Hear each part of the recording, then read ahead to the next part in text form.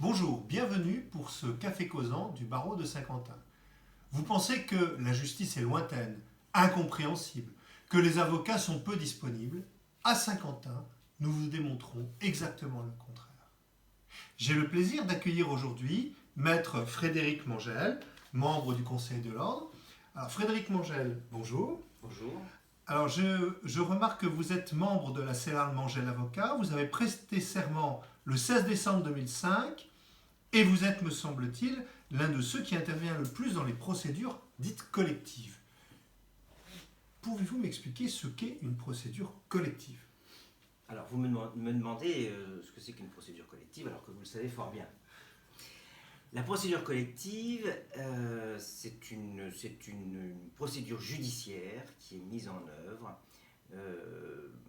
pour permettre aux personnes en difficulté, alors aux entreprises, on va dire les entreprises artisanales, les entreprises commerciales, les sociétés commerciales, de se trouver sous la protection de la justice à un moment où elles se trouvent en difficulté financière, de sorte que on fasse régner un ordre collectif.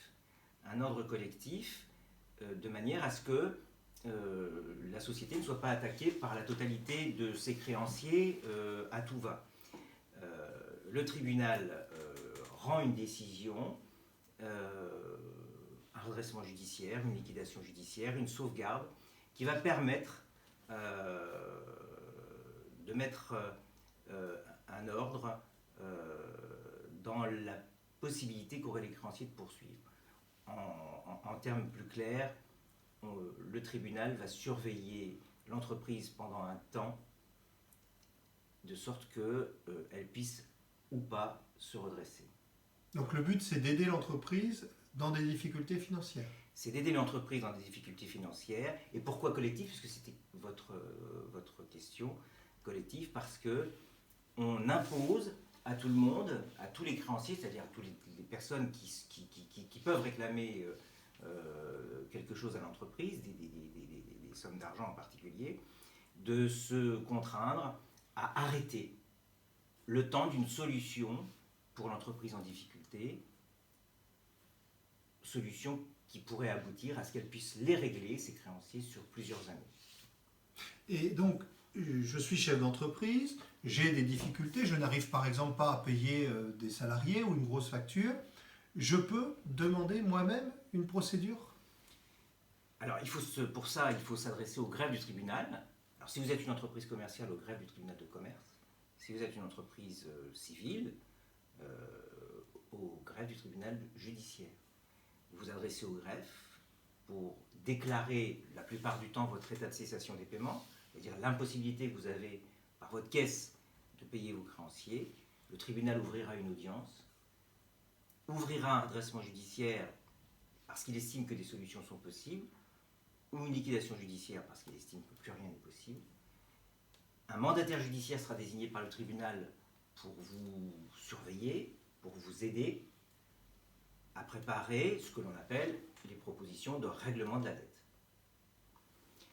Plusieurs rendez-vous seront organisés devant le tribunal qui permettront de faire le point sur la situation, sur les possibilités que l'entreprise aurait de se redresser ou pas.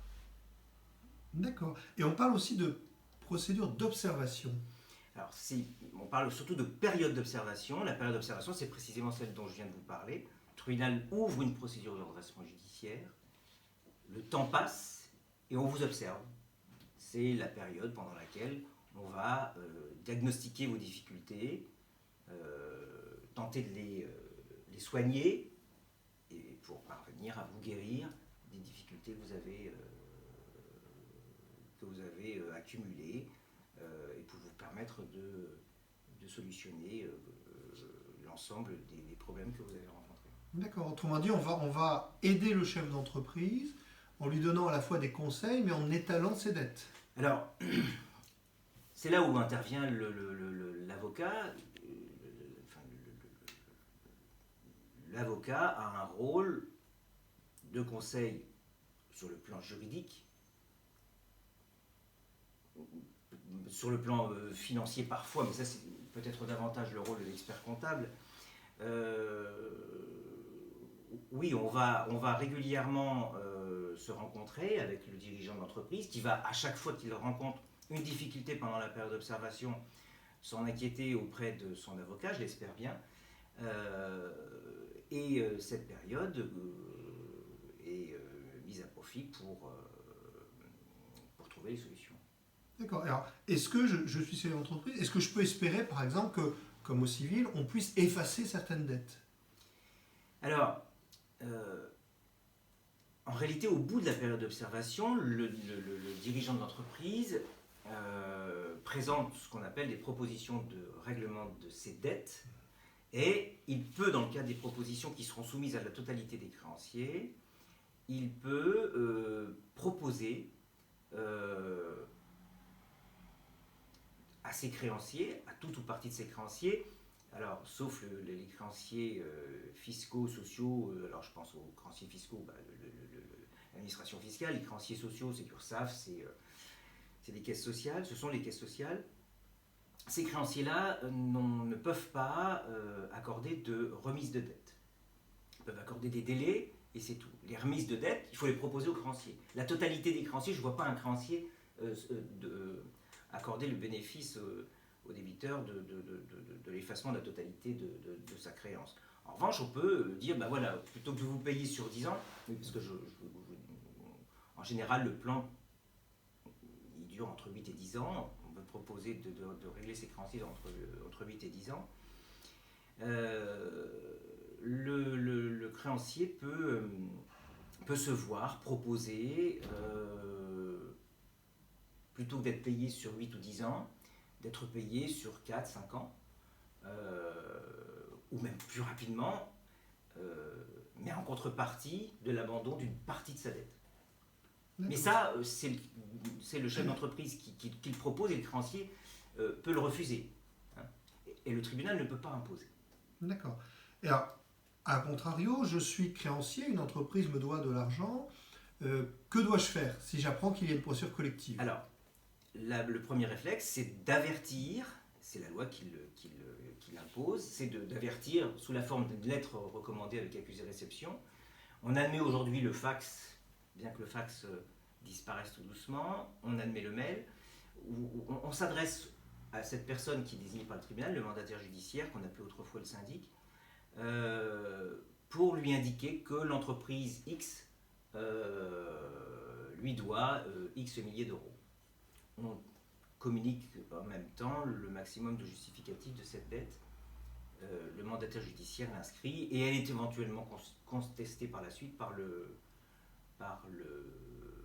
débiteur, par l'entreprise en redressement judiciaire, par le chef d'entreprise. D'accord. Est-ce que j'ai un délai pour déclarer cette créance? Alors, ce délai, il est de 2 mois à compter de la publication du jugement de redressement judiciaire ou de liquidation judiciaire dans le journal Le Bodac. Alors, en général, on est informé par le mandataire judiciaire qui a connaissance de la liste des créanciers, par le débiteur, d'avoir à déclarer sa créance. Si on ne l'est pas parce que le débiteur n'a pas communiqué sa lettre, alors on le sait par le on-dit, ou on le sait pas. Et on finit par le savoir, et alors là, on a la possibilité de demander un relevé de la forclusion. C'est une procédure un petit peu complexe, dans laquelle l'avocat vous sera fort utile, et qui peut être exercée dans un délai de 6 mois à compter de la publication du jugement de redressement judiciaire au BODAC, ou alors dans le délai de 6 mois à compter du jour où vous avez vous-même connaissance de votre créance, parce qu'il arrive parfois que vous n'avez pas encore connaissance au moment du redressement judiciaire de ce que le débiteur va vous devoir quelque chose. On peut imaginer une procédure en cours, des choses comme ça. D'accord. Bah écoutez, Maître Angèle, tout ceci me paraît très clair. J'ai une question d'un internaute, Monsieur Boucher. Un artisan a fait des travaux, il ne les finit pas, je viens d'apprendre qu'il est en redressement, que dois-je faire? Alors, vous pouvez me répéter la question s'il vous plaît? Un artisan a fait des travaux, il ne les finit pas, je viens d'apprendre qu'il est en redressement. Alors là, vous êtes...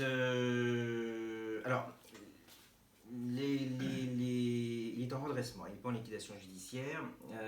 Donc là, la précaution à prendre, c'est de faire un état de chantier, de ce qui a été fait, ce qui n'a pas été fait, ce qui reste à faire.